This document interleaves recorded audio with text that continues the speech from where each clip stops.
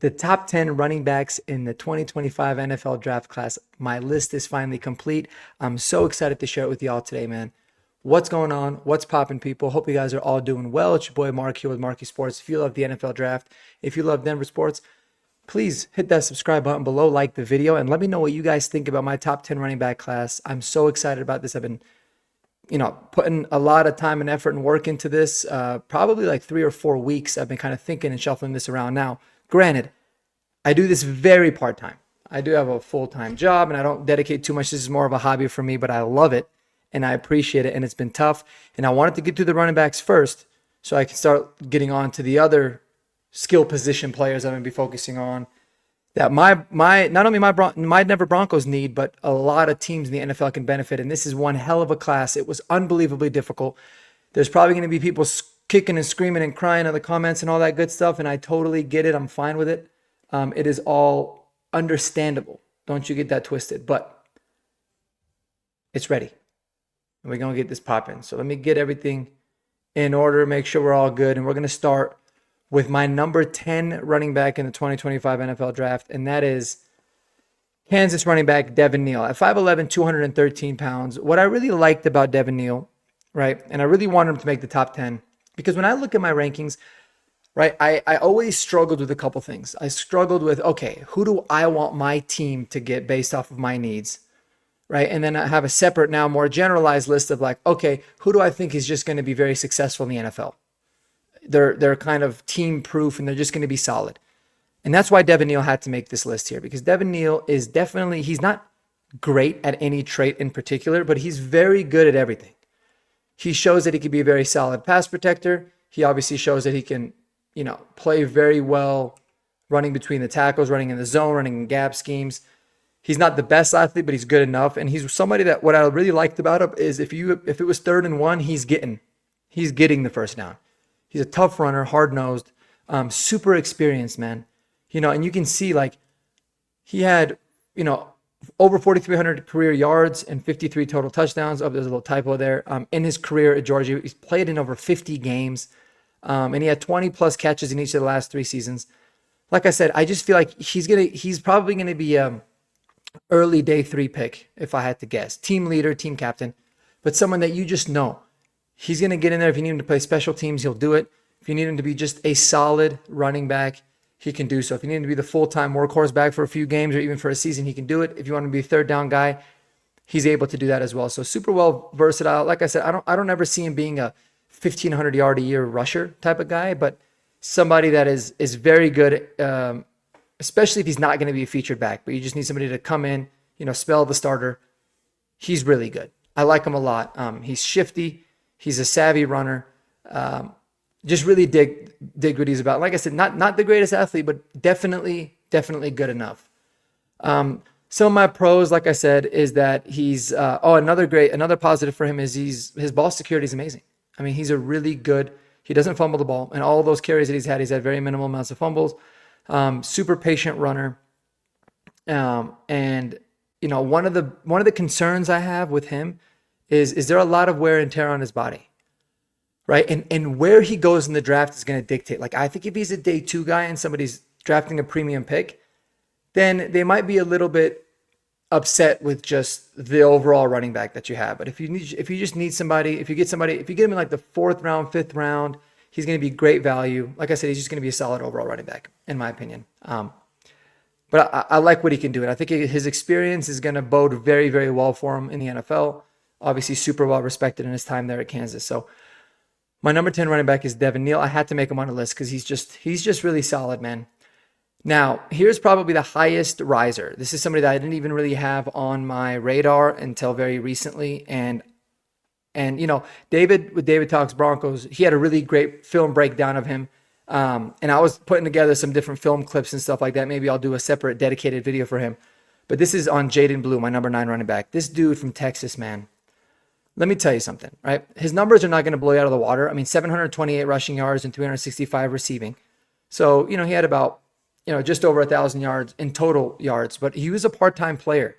He was not a starter. He played behind some really good backs. He was a change of pace guy, kind of their version of like the Joker, right? Somebody that could just come in and switch it up. And man, can he do that? This dude absolutely flies. You can see 80% of his yards came after contact, and a lot of it is just because, he would make dudes miss. They'd get their hand on him. They'd consider that a yards after contact. He is a buttery, buttery smooth athlete. I mean, sometimes when you're watching this dude play, you don't even feel like he's moving all that fast, but everybody else is just all of a sudden moving slower. Super smooth. He's a mismatch in the pass game. He's a mismatch in the run game. He's one of those running backs that, because of his speed, defenses are always going to have to account for him, but it's not always going to be a tell because he can beat you as a running back and he can also beat you as a pass catcher out of the backfield as well. Super shifty, decisive, and he really is a make you miss type of a runner. I mean, he shakes people out of their shoes. And anytime he touches the ball, if he sees daylight, good luck catching Jaden Blue. I think he flew at the combine too, man. David Blue flew. I think he ran a 4.3 something. I know that for sure. 4.37, I think. Let me see. 4.38 at the combine, 1.52 split. So he's got enough of that explosion, but you can see he even hits another gear, and you can really see that. You can really see that. Where a lot of the times with these very fast running backs, they kind of hit it right away, which could be a very good thing, but could be a very bad thing too, because it kind of they're almost outrun the angle or they hit the hole a little bit too fast instead of being patient.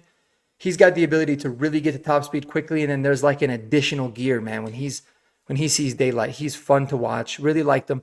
And the fact that he's showing that pass catching prowess, I think is really what elevated him, because he's going to have a lot of third down value to a team in the NFL. And that's where I really think running backs get a ton of their value in terms of being productive for teams. Is, can you play all three downs? Right? And that's why you'll see as this list goes on, there's some really highly touted, very, very good runners that I moved down the list a little bit because I just don't know if they can be true three down players. And if they can be, it might be a couple years down the road. So Jaden Blue, man, some of the cons here, some of the negatives, I guess you'd call it, is, he's definitely a slighter built guy. 5'9", 196. So not terribly small. I mean, 5'9", I love that height, not just because I'm 5'9", but I think for a running back, 5'8" to 5'10" is that sweet spot, because you don't have to worry about pad level getting too high. You've already got that leverage. Contact balance typically going to be better. 196 is solid, but being able to move at that size the way that he does is really nice. He's not really going to give you too much in pass protection.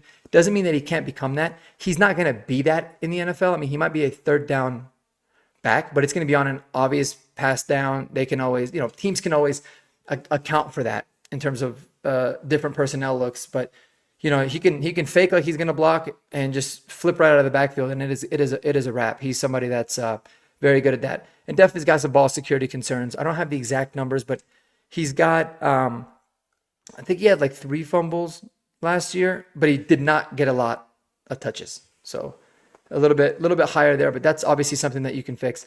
And then he tends to be a 1-speed runner. I talked about it. When he hits daylight, he's got that second gear.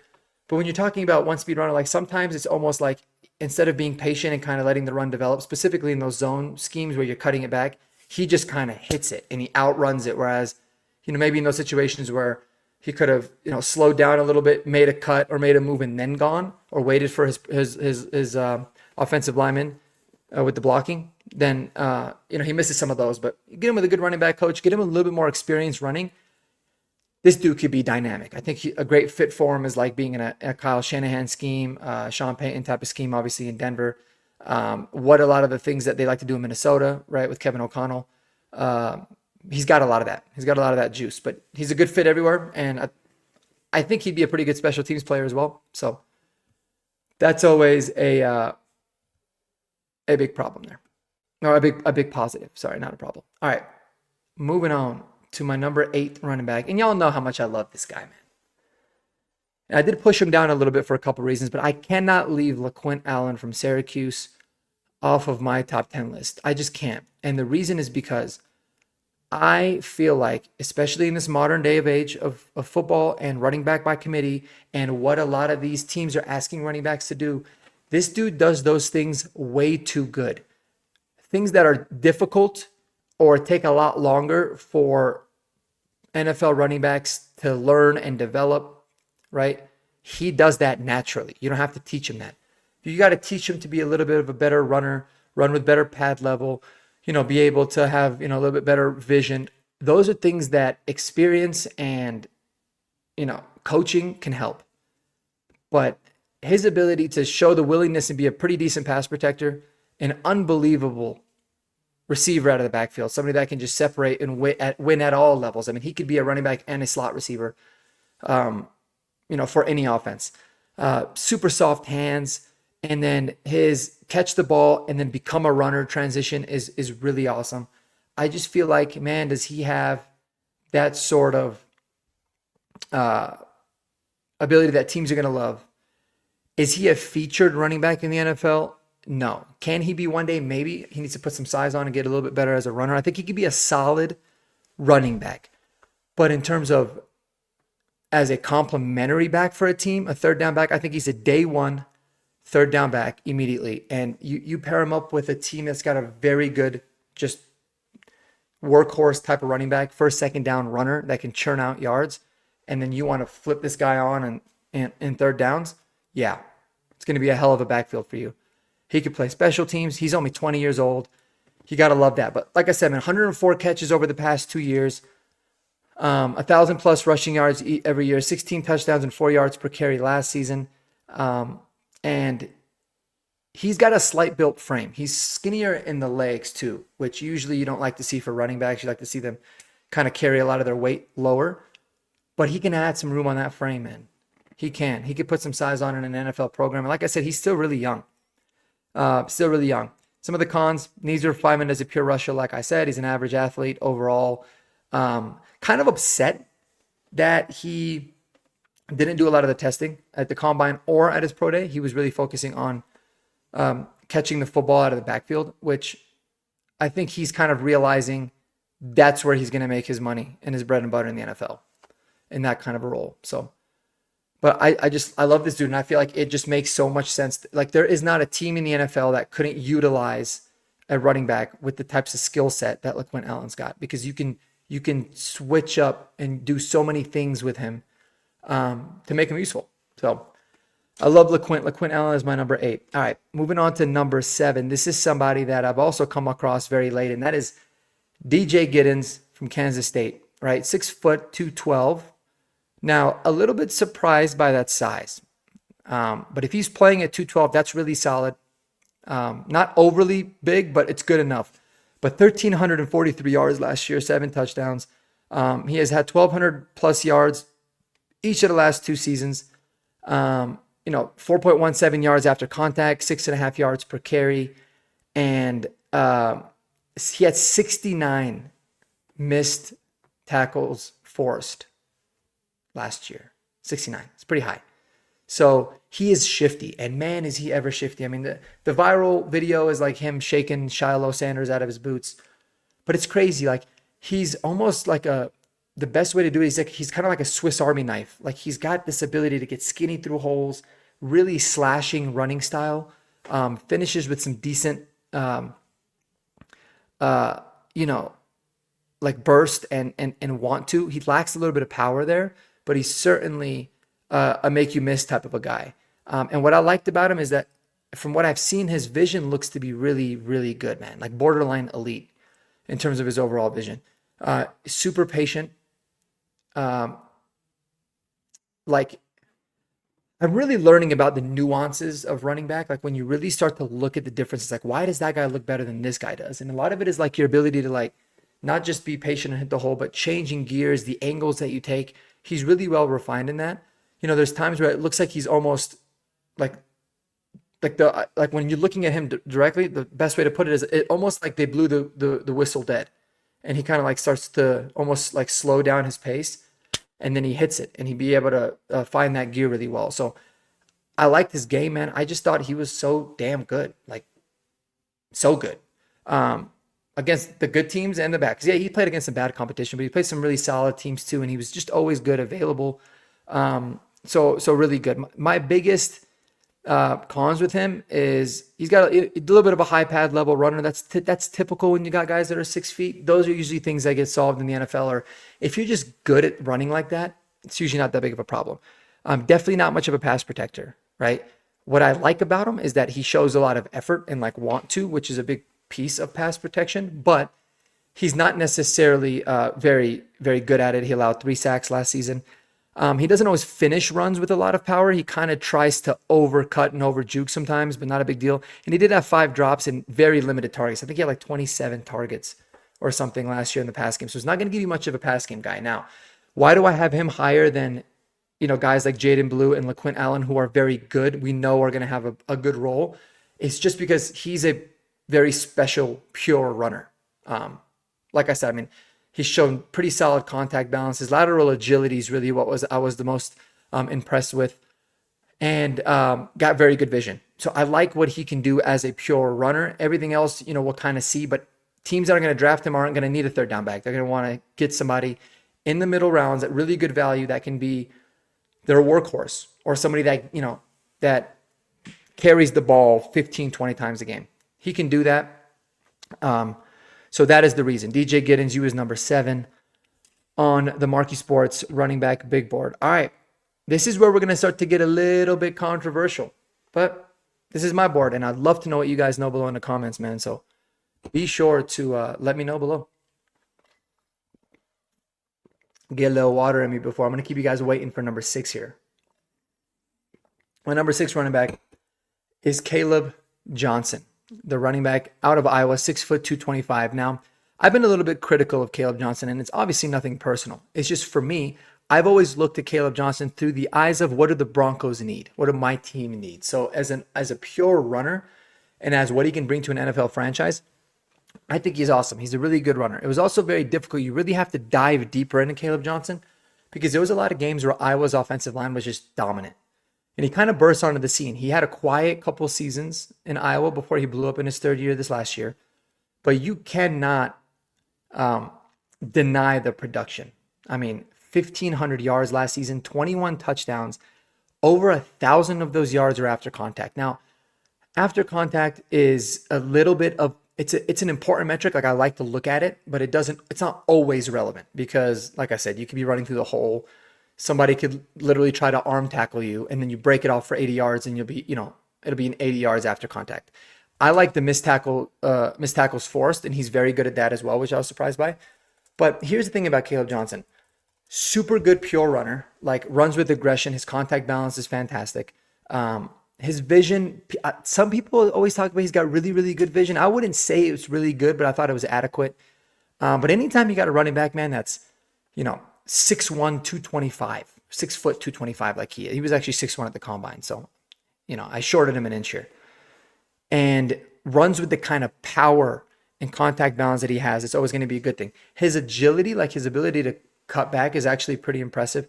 And what I liked about him, and I kind of started noticing, is he has a lot of experience running from under center and in the shotgun, which is actually not as common as you think in college. A lot of the college running backs have to make the adjustment of running from under center, like in an I formation or a single back set. But he's got experience doing both. They did both that at Iowa. And, so there's that. I definitely had concern about him as an overall athlete. Like, he's got decent, lateral agility. He's got a little bit of make you miss, but he's more of like a run through you, very violent type of a runner. Very similar running style to Quinshon Judkins, but I kind of like Quinshon Judkins' style a little bit more personally. And I think Quinshon's got more explosion. We'll get to him. And his testing showed the same thing in terms of like him being an average athlete. I don't necessarily worry about that, because that's just not the kind of running back that teams are going to draft him to be. I believe that he can be a 1,000-yard rusher in the NFL, very, very productive runner in the NFL. Don't know if he's going to give you too much out of the pass game at all. Can he be a good pass protector? I think he can become one, because he's got the size. I don't think he's going to give you too much as a pass catcher. Like I said, think about somebody like Nick Chubb, right? And I know that's a hell of a comparison, because Nick Chubb is phenomenal. I think Nick Chubb was a little bit more dynamic, a little bit more explosive, but think about somebody like him where he's a pure runner, but he's not going to give you much out of the pass game. But if you got like a Kareem Hunt like they had there, or you get yourself a really good pass catching third down running back, a Jalen Warren. I mean, there's a ton of examples in the NFL. Then he can be very good. What are some teams that make a lot of sense for him? Obviously, the Pittsburgh Steelers. I think him and Jalen Warren would be a super good dynamic combo. I think him going to a team like the Cowboys would even make a lot of sense because they got Miles Sanders. They signed Javonte Williams. Javonte Williams can be your third down back, right? We know that in Denver. He's not the best runner anymore after the injury and all that. Hell of a pass protector, and he can catch the ball out of the backfield a little bit for you. Same with Miles Sanders. Caleb Johnson would be phenomenal with a team like that. So he was just too talented of a runner to have him lower. But I think of the elite backs in this NFL draft, this is kind of where it starts, is 6, I would say. He's the bottom tier of the elite just because of the limitations in pass pro, the limitations in the pass game, and the overall athletic limitations. I am a little bit concerned that he's kind of a one-year wonder a little bit, right? I mean, they blew up this year. Obviously, they got a new coaching staff in Iowa. They got a new offensive coordinator and different philosophy, so it worked out really well for him. But we'll see. But that's what I feel like with Caleb Johnson.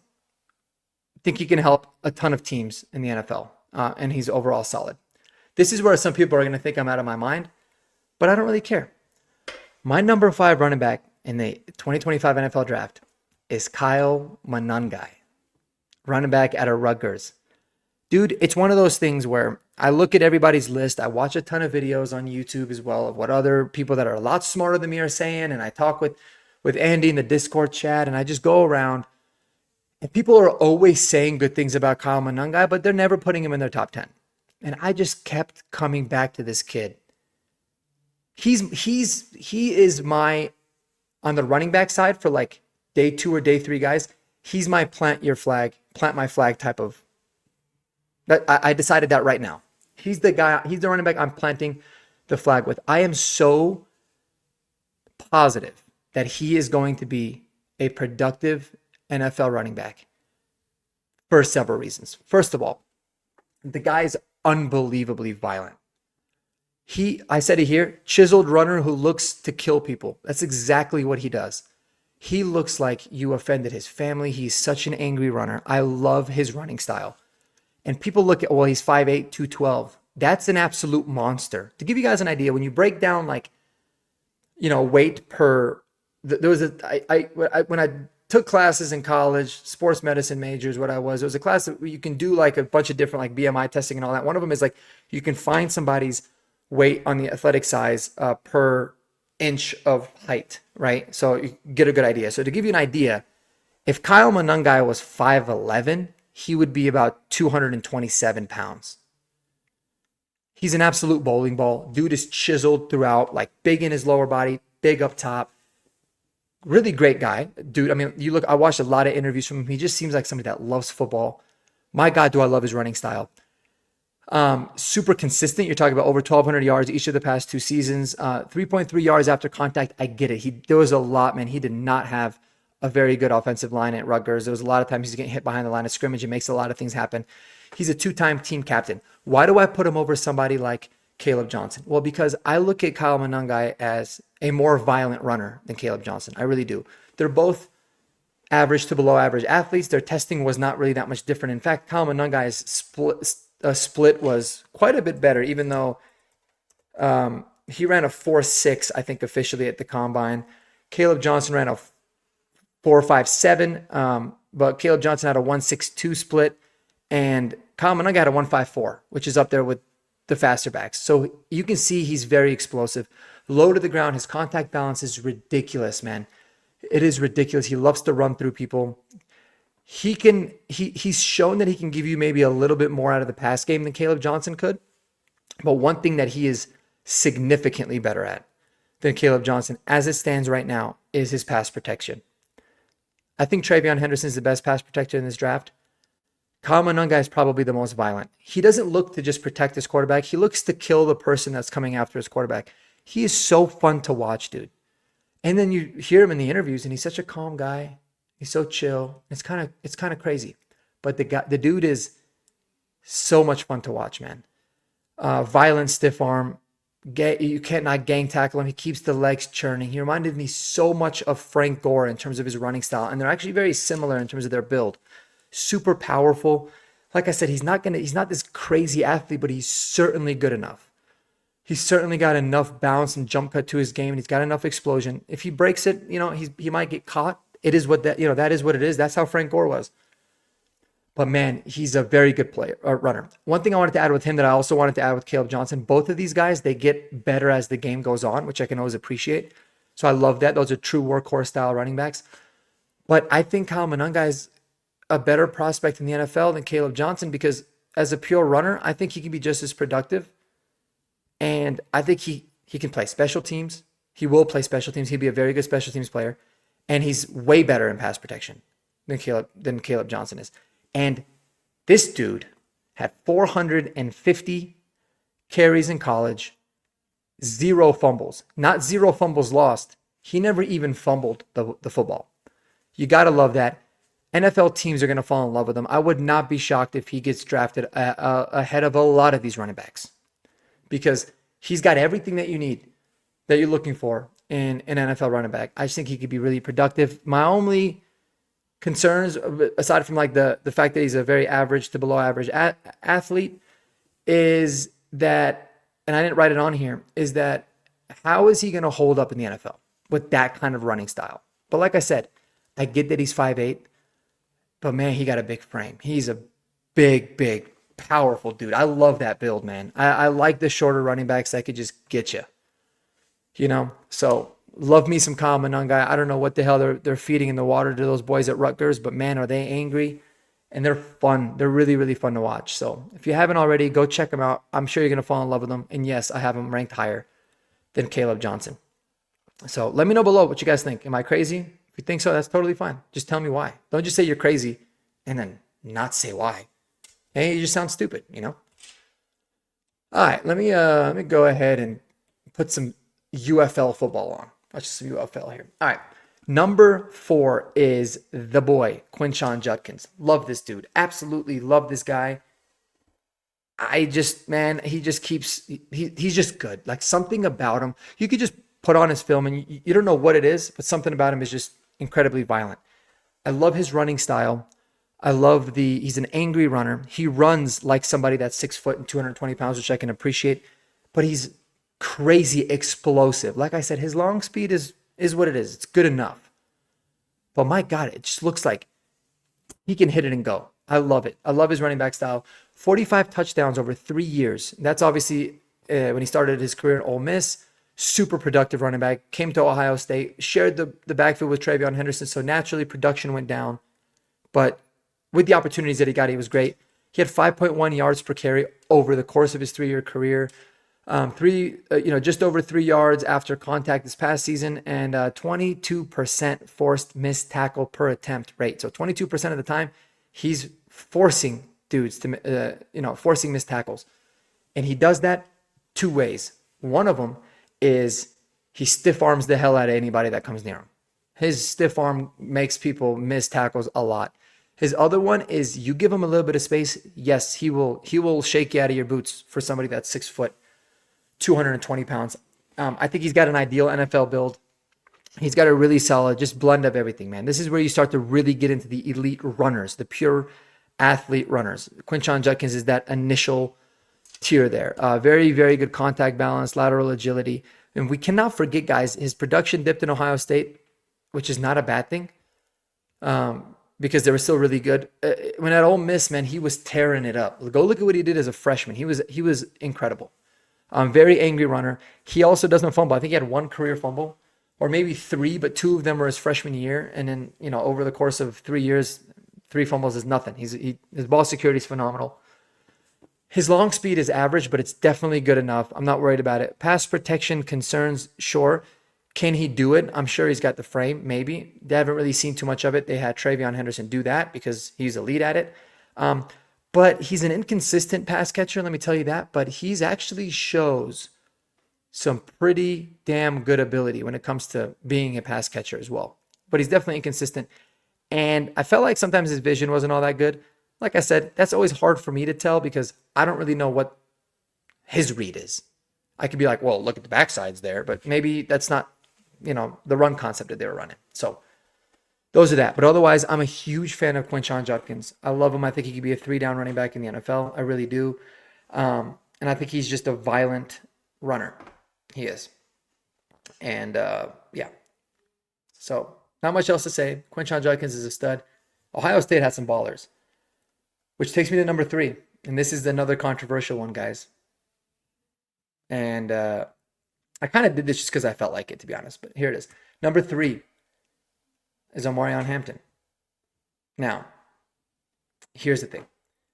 Omarion Hampton does everything Quinshon Judkins can do, but better. I think he's even more explosive. He's definitely a smoother athlete because he doesn't look like he's trying, but he's super athletic. Contact balance is ridiculously good. He's just fun to watch, man. At 6'1", 220 pounds, they're both very similarly built. So they both got the eliteness. Omarion Hampton is definitely more of a slasher, lateral agility type of a runner, as well as power. So he's got sweeter feet than Quinshon Judkins. In tighter spaces, he can really maneuver. But like I said, they're both very similar players to me on tape. I just feel like Omarion Hampton does what Quinshon does, but better. I think he's got better overall long speed. Explosion and all that is very similar between the two of them, and the testing showed that. And I do believe that Omarion Hampton has more upside as a pass catcher for sure. And they're both just unbelievably impressive. The thing about Omarion Hampton that I love, man, is he's kind of like the Nikola Jokic in a way of football. It's like of running backs, which is a kind of weird comparison, but he's not flashy. He doesn't get all fired up and try to pump everybody up. He just hands the ball off and runs back. He's just like that humble killer, which you got to love. Super consistent, 1,500 plus yards rushing in each of the last 2 seasons and 15 touchdowns in each of the past 2 seasons. Incredibly durable. 4.35 yards after contact is an elite number when you're talking about elite of the elites, and 5.9 yards per carry. Didn't have the best offensive line. On so many occasions, he would take a run that was -1 yards and take it for 3 or 4, which is super important when you're talking about the NFL. I think NFL teams are going to love him. He's got true workhorse potential. And like I said, I think he's Quinshon Judkins, but another step up with more pass protection upside and receiving upside. Well, receiving upside, I'd say it's close between the two of them.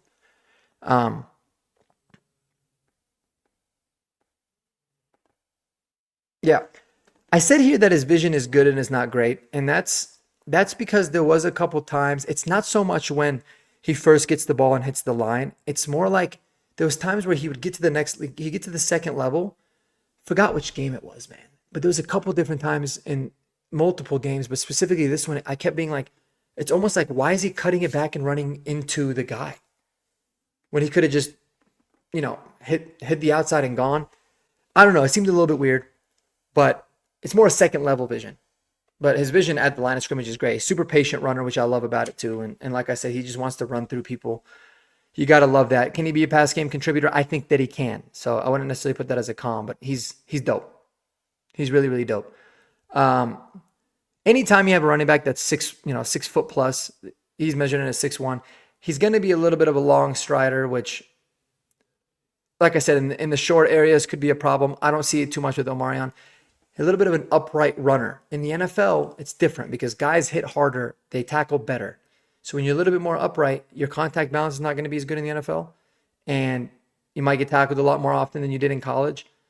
But typically when that's an issue with running backs in college, I think that it doesn't always affect them too much in the NFL. But it's just something. I had to write some cons, but there's not a lot of cons on Omarion Hampton. Now, why is Omarion Hampton number 3 behind TreVeyon Henderson? I'll tell you why. Because I look at it like TreVeyon Henderson can do anything you need for him to do.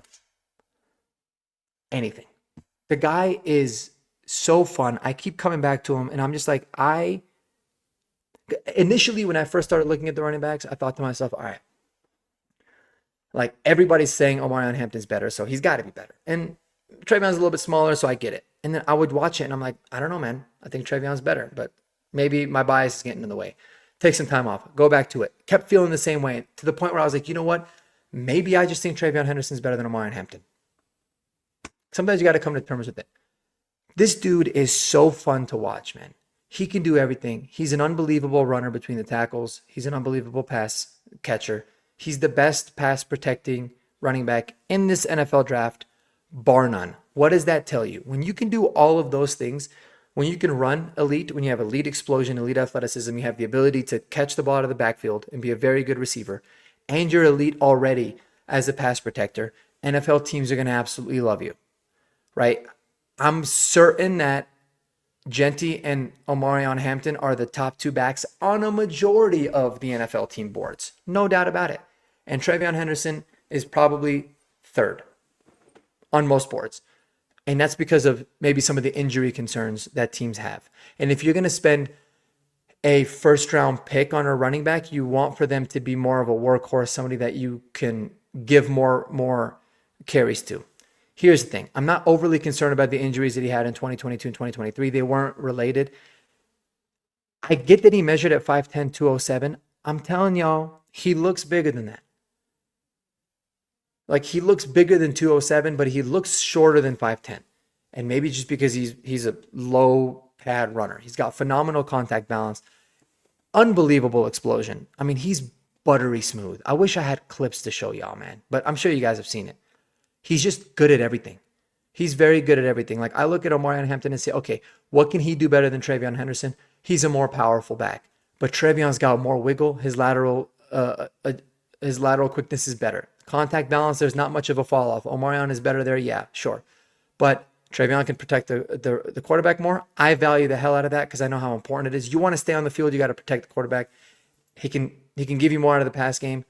And he's a home run hitter. If he's got daylight, he is gone. He's a team leader, captain. Everybody loved him. Super well respected, crazy good work ethic, all the things that you hear about from running backs. And he's just exciting. And I think for me, maybe my Broncos bias brought me into here, but because I think TreVeyon Henderson I'd rather have him for the Broncos than Omarion. Because I think he fits Sean Payton like a glove, but then it's like he fits everybody like a glove. He can, anything that you ask him to do, he'll do it. He'll play special teams. He'll do everything. He's got true 3-down back potential. I don't know. I guess there's not much else I can say about him. I think TreVeyon Henderson overall, I think he's going to be better back than Omarion Hampton because he could do everything. Which brings us to the obvious number one running back in this draft. And I think TreVeyon Henderson is closer. He resembles, in a weird way, he kind of resembles Ashton Jeanty more to me than anybody else. But Ashton Jeanty's just another level of elite. I mean, there's not much to say about this kid. 5'9", 212. So, I mean, very similar build you're talking about to somebody like Kyle Monangai. For real. The fact that he's shorter, he's so chiseled. His contact balance is better than any running back. I've never seen somebody pinball off of running backs and defenders. He's got elite cutback ability, elite lateral agility. His vision's phenomenal. He's explosive. I mean, the dude had over 2,500 rush yards and 30 total touchdowns last season. 5.25 yards after contact. I don't know if any running back coming out of college in history's had that kind of number. And couple that with the fact that he's gotten a lot of carries throughout his career. Over 1,900 of those yards were after contact. It's ridiculous. 44 catches in 2023. So just because he did not catch the ball a lot last year, because he wasn't asked to, the year before he was. He carried his team on his back. Everything that you want to see in a running back, he's got it. Everything. The only thing is maybe he doesn't have the best long speed, but really, who gives a shit? That's the same kind of argument as like he doesn't have elite NFL arm strength for quarterbacks. Doesn't really matter. Those breakout long speed home run runs happen maybe once or twice a game, so it's irrelevant. Ashton Jeanty's ridiculously good. He's an immediate third down back right away. He can beat you in the pass game. He can pass protect his ass off. He can do everything. He can do everything that TreVeyon Henderson can do, but he can do those things better. He really can because he's got better size, better contact balance, violent. He's got the off the field stuff that's all great. Like, he's an amazing worker, team leader. Guys love him. Work ethic you hear is amazing. So like I said, I think TreVeyon Henderson is like Ashton Jeanty light, but they're both phenomenal. Whoever gets Ashton Jeanty is going to be super lucky. I think he's an immediate 1,500 12 to 1500 yard rusher as a rookie for any team. I guess my only concern, as long as speed is average, I literally just put that on there to have more than one con. But it's the wear and tear. He's had a lot of NFL carries, man. Let me get you guys the exact numbers. And I'm not going to say, he's not the biggest dude because he's an absolute tank. But in his college career, why does this thing do this all the time? PFF, fix that.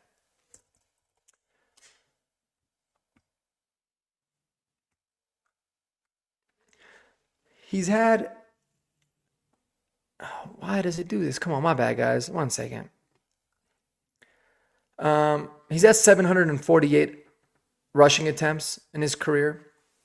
So it's not all that high when you think about a 3-year career, but 375 just rushing attempts in 2024 is very high. So how's the wear and tear on the body? That's something we're going to have to see, but he's just someone that looks like he's truly built different.